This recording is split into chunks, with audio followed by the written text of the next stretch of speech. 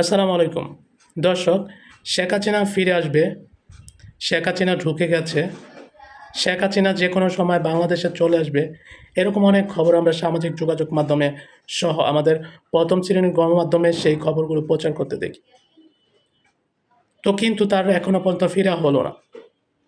কয়েকদিন পর পরেই তিনি চলে আসবেন, যে কোনো সময় তিনি বাংলাদেশে আবার ফিরবেন, তাকে বাংলাদেশে পুনরায় প্রতিষ্ঠিত করা হবে, পুনর্বাসন করা হবে। এরকম অনেক খবর আমরা সামাজিক যোগাযোগ মাধ্যমে শুনতে পাই বা দেখতে পাই, কিন্তু তার আর ফিরে আসা হলো না। দর্শক, আবার নতুন করে আবার শেখ হাসিনা ফিরে আসার আরেকটা বার্তা সারা দেশে ছড়িয়ে পড়েছে। দর্শক বলছে, দুর্গাপূজার পরেই দেশে ফেরবেন, ফেরার চেষ্টা চালাবে আওয়ামী লীগের নেতাকর্মী সহ শেখ হাসিনা। বছর ২৪-৫ আগস্ট ছাত্র জনতার গণ অভ্যুত্থানের মুখে পদত্যাগ করে ভারতে পালিয়ে গেছেন স্বৈরাচারী সাবেক প্রধানমন্ত্রী শেখ হাসিনা। কিন্তু ভারত থেকে একের পর এক উস্কানিমূলক বক্তৃতা দিয়ে যাচ্ছেন জুলাই মানবতা বিরোধী অপরাধের অভিযুক্ত সাবেক এই সরকার প্রধান। প্রায় শোনা যায় বাংলাদেশে ঢুকে পড়বেন বলে নেতাকর্মীদের আশ্বাস দিয়ে যাচ্ছেন, তবে তার সেই তর্জন গর্জন এখনও পর্যন্ত কাগজে বাঘ হিসেবেই দেখা গেছে বলে সচেতন নেতাকর্মীদের বিশ্লেষণ করেন।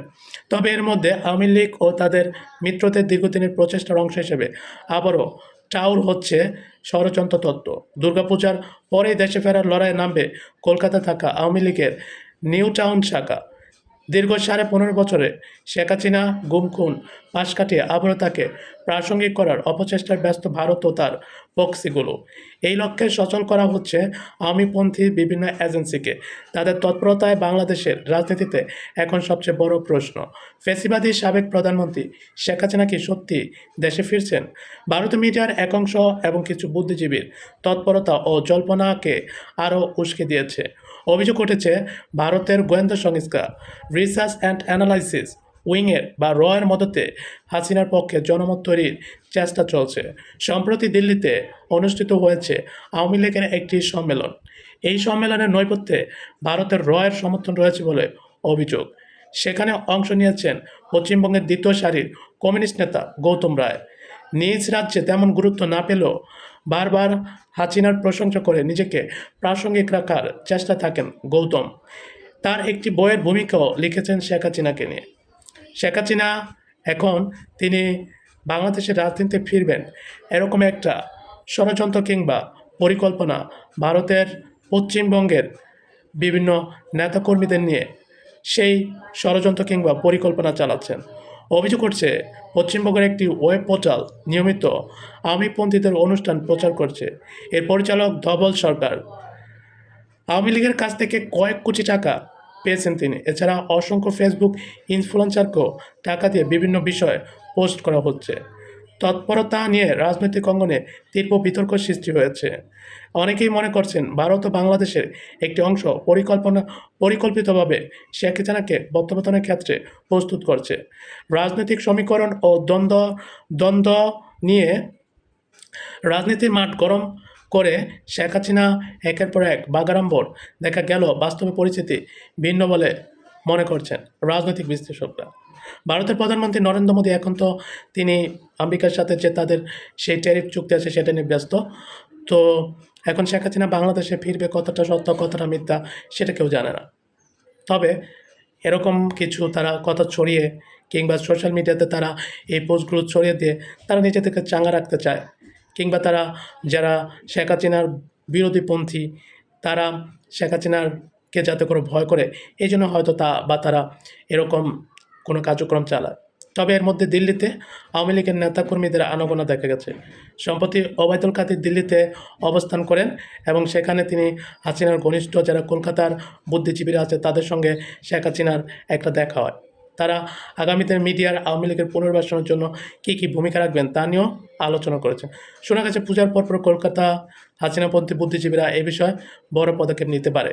এর পেছনে রয়ের পূর্ণ সমর্থন থাকলে ও এটা নিশ্চিত হয়ে বলা যাচ্ছে না, তবে অনেকে সেই ধারণা করছেন। কলকাতা বুদ্ধিজীবীরা বিভিন্নভাবে পিডিএফ, ভুয়া সংবাদ, পুস্তক বিভিন্ন মাধ্যমে শেখ হাসিনাকে বাংলাদেশে প্রতিষ্ঠিত করার জন্য তারা বিভিন্ন প্রচেষ্টা চালাচ্ছেন। ডক্টর মোহাম্মদ ইউনূসের অন্তর্বর্তী সরকারের বিরুদ্ধে নানা প্রোপাগান্ডা, নানা রকম গুজব ছড়িয়ে তারা ইউনূসের এমএস তো অলরেডি বিশ্বে তারা নষ্ট করে ফেলছেন এবং তারা চাইছেন আরও যেন এই ডক্টর মোহাম্মদ ইউনূসের সেই যতটুকু সম্মান আছে সেটা তারা নষ্ট করে দিতে পারে। তবে একাধিক গোয়েন্দা সূত্রে জানা গেছে যে নীল নকশা চলছে দিল্লিতে হাসিনার আশ্রয়স্থলে বসে। সব মিলিয়ে শেখ হাসিনার প্রত্যাবর্তন নিয়ে ভারতীয় মিডিয়া এবং আওয়ামী লীগের সমর্থকদের এই তৎপরতা নতুন এক বিতর্কের জন্ম দিয়েছে। তবে শেষ পর্যন্ত তিনি দেশে ফিরবেন কিনা তা সময় বলে দেবে, জানিয়েছেন রাজনৈতিক বৌদ্ধরা। তবে আপনারা কি মনে করেন, শেখ হাসিনা কি আবার ফিরে আসতে পারবে, কিংবা কখন ফিরে আসবে সেটা কি কোনো আইডিয়া আছে? আমার মনে হয় না যে শেখ হাসিনা ফিরে আসতে পারবে, আমি যতটুকু এই সময়ের মধ্যে বুঝতে পেরেছি। কারণ তার ফিরে আসার কোনো চান্স নেই, একেবারে নো চান্স। যদি ভবিষ্যতে কোনো দিন আওয়ামী লীগ আবার ক্ষমতা আসতে পারে নির্বাচিত হয়ে, তখন হয়তো বা শেখ হাসিনা ফিরে আসতে পারে যদি তিনি বেঁচে থাকেন। তবে আপাতত তার বাংলাদেশে ফিরে আসার সেরকম পরিস্থিতি বা পরিবেশ আমি দেখছি না। আমি যতটুকু তার এই সময়ের পরিস্থিতি দেখে বুঝতে পারছি। এবং যখন প্রথম শেখ হাসিনা বাংলাদেশে ঢুকে গেছে, আমি বাংলাদেশের খুব কাছে আছি, এটা নিয়ে যখন সারা বাংলাদেশের বিভিন্ন মিডিয়াগুলোতে ভাইরাল হয়েছিল, তখনই আমি অনেককে বলেছিলাম যে না, এটা কখনোই সম্ভব না। কারণ তার সমস্ত নেতাকর্মী পলাতক, পাশাপাশি তিনি ভারতে আছেন, পাশাপাশি একটা নতুন সরকার দায়িত্ব আছে। এছাড়া সে সময় জামাত ইসলাম, বিএনপি, এনসিপির সমন্বয়করা সবাই একসাথে ছিল। তো তখন ফেরা কখনোই পসিবল ছিল না এবং এখনও ফেরা পসিবল না। কারণ শেখ হাসিনা ফেরার বিষয়ে সবাই একত্র সবর আছেন এবং সরকার কতটুকু পদক্ষেপ নিয়েছে বা সরকার কতটুকু মোকাবিলা করতে পারবে এটা আমি জানি না।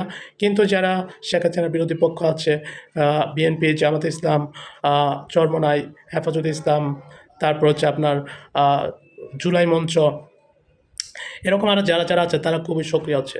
এই মুহূর্তে শেখ হাসিনা ফেরার কোনো সম্ভাবনা আমি দেখছি না। এবং আমি জোর দিয়ে সেটা বলতে চাই যে আওয়ামী লীগ ক্ষমতা আসার আগ পর্যন্ত শেখ হাসিনার বাংলাদেশে আর প্রতিষ্ঠিত পারবেন না। এটা আপনারা মিলাই নেন পরবর্তীতে। ভালো থাকবেন, আল্লাহ হাফেজ। হয়তো বা এখন আমার কথা শুনে অনেকে আমাকে বলবেন, তুমি তো ভবিষ্যৎবাণী জানো, তুমি তো এইটা, তুমি তো সেইটা, বকাঝকা করবেন জানি, কিন্তু এটাই সত্য, আপনারা শেষ পর্যন্ত দেখে নিন। তো আল্লাহ হাফেজ, আসসালামু আলাইকুম।